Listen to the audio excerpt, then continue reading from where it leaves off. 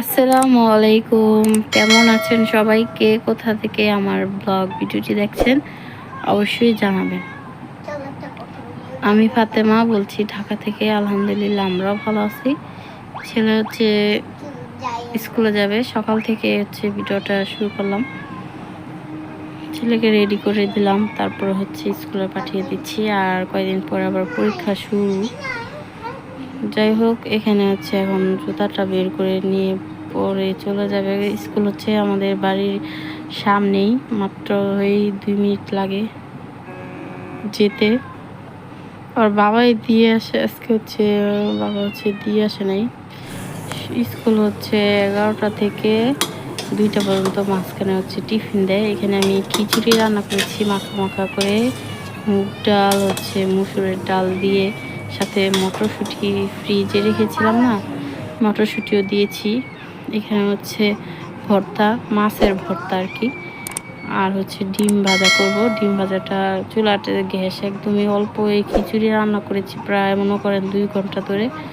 এত বেশি কম বাবা, কি বলবো, বলার মতো না, গ্যাস অনেক কম, এই জন্য আর কি সমস্যাটা। যাই হোক, এখানে আমি খিচুড়িটা, গরম গরম খিচুড়ি হচ্ছে আমার হাজব্যান্ডকে দিব, আমিও খাবো, তারপরে তাওহিদ ইরাকে ওদেরকে দিব আর কি। সকালে যেহেতু রান্না করেছি, ছেলে হচ্ছে স্কুলের থেকে আসলে তখন খাবে, আর আমিও এখন খেয়ে নিচ্ছি। খিচুড়িটা না অনেক বেশি মজা হয়েছে, কি বলবো, অনেক বেশি মজা হয়েছে। আর আমার হাজব্যান্ড বলতেছে যে অনেক বেশি মজা হয়েছে।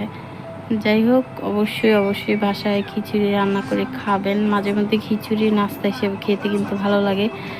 আমার থেকে তো অনেক বেশি ভালো লাগে ডিম ভাজা হোক বা ভর্তা হোক বা মাংস হোক, খিচুড়ি আমার থেকে সবসময় ভালো লাগে। নরম খিচুড়িটা তো আরও বেশি ভালো লাগে।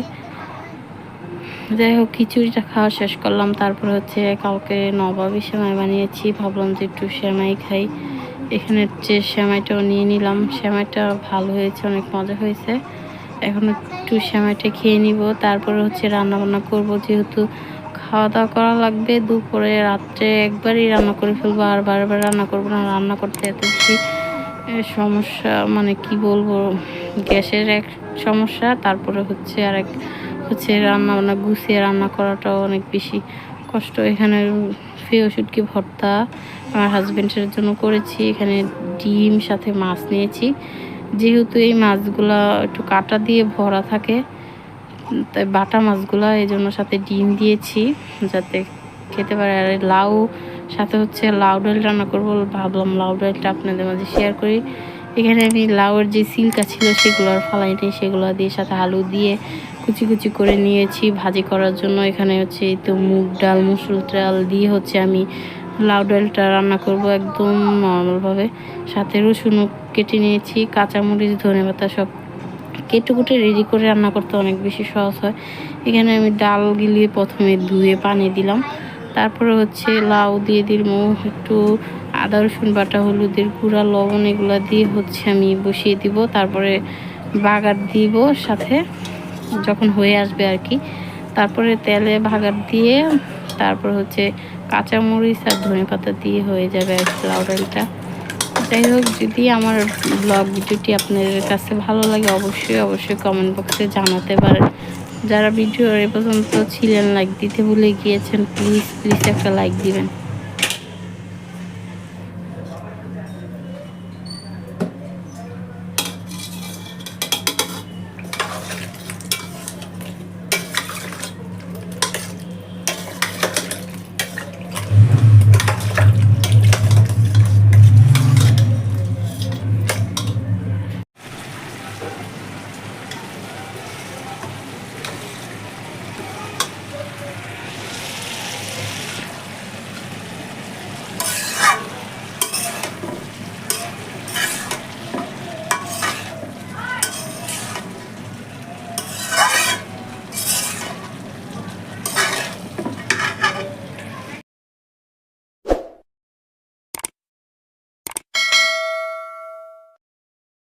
যাই হোক, এখানে একটু ভর্তাও নিয়েছি, সাথে একটু ভাজির সাথে খেলাম, অনেক বেশি ভালো লাগলো ভর্তাটা। আর লাউ ডাল খাচ্ছিলাম। রাত্রে সব দুটোটা একবারই রান্না করে ফেলছি। এখানে হচ্ছে গড় আজকে আর মুছি করিনি আর কি, মানে মুছা হয় নাই। পরে ভাবলাম যে এখন সন্ধ্যা হয়ে গিয়েছে, একটু মুছে ফেলি এই সুযোগে। ছেলেকেও পড়তে বসাইছিলাম, আর গরম পড়ে গেছে, প্রচুর গরম পড়ে গেছে। এখন আর বৃষ্টি হচ্ছে না, 2 দিন যাই হোক একটু বৃষ্টি হয়েছিল, এখন আর বৃষ্টি হয় না। এখানে ওরা হচ্ছে মুভি দেখতেছিল, এই ফাঁকে হচ্ছে আমি ঘরটাও পরিষ্কার করে নিয়েছিলাম। ঘরে এত বেশি মানে মনে হয় যে বাজে স্মেল হয়, প্রতিদিন মুছতে হয় ঘর, ঝাড়ু দিয়ে কয়বার দিই কি আর বলবো। আর এখানে ঘরটা দেখতে মনে হয় গুছানো থাকে, আসলে তা গুছানো থাকে না, সবসময় গুছিয়ে রাখতে হয় আর কি। বাচ্চা কাচ্চা থাকলে গুছানো অনেক বেশি কষ্টদায়ক ব্যাপার স্যাপার হয়ে যায়। অনেকে ভাবে যে বাচ্চা কাচ্চা বড় হইলে সব কিছু করবো, কিন্তু আস্তে আস্তে বড় হওয়ার সাথে সাথে সব কিছু করা লাগে, কারণ তখন তো বুড়া হয়ে যাবো, তাই না? তখন বুড়া হয়ে যায় করে কী লাভ হবে তখন। এই জন্য আর কি সবসময় সুন্দর করে গুছিয়ে রাখাটাই সবচেয়ে বেশি ভালো। আর এখানে হচ্ছে আমি গুছিয়ে রাখার চেষ্টা করি, আর কীভাবে যেন আবার এলোমেলো হয়ে যায়। তাও এই রুমটা একটু গুছানো থাকে, ওই রুমটা তো একদম অবস্থা খারাপ হয়ে থাকে।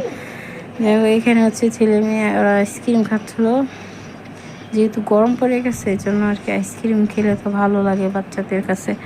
আমার থেকেও আইসক্রিম খেতে অনেক বেশি ভালো লাগে। যাই হোক, এখানে আমি আবার ঘুমিয়েও পড়বো, প্রায় এখন 12:30টার মতন বাজে। আপনারা হয়তো অনেকে ভাবতে পারেন যে আমাদের তো 2টা রুম, একটা যেহেতু ড্রয়িং রুম, তাহলে আমরা কিভাবে 5 জনে ঘুমাই, তাই না? এই জন্য ভাবলাম আজকে আপনাদের মাঝে শেয়ার করি। এখানে আমরা এখন 3 জনে শুয়ে আছি, এমনিতেই খাটে শুব। আমরা 5 জনে হচ্ছে খাটে শুই, 4 জনে, আমার ছেলে, তাওহিদ, ইরা, ফারিস্তা, আমি খাটে শুই। তারপর আমার হাজব্যান্ড হচ্ছে নিচে ঘুমায়। আগে আমিও নিচে ঘুমাতাম, এখন আমার হাজব্যান্ডও ঘুমায়, মিলেমিশি ঘুমাতে হয়।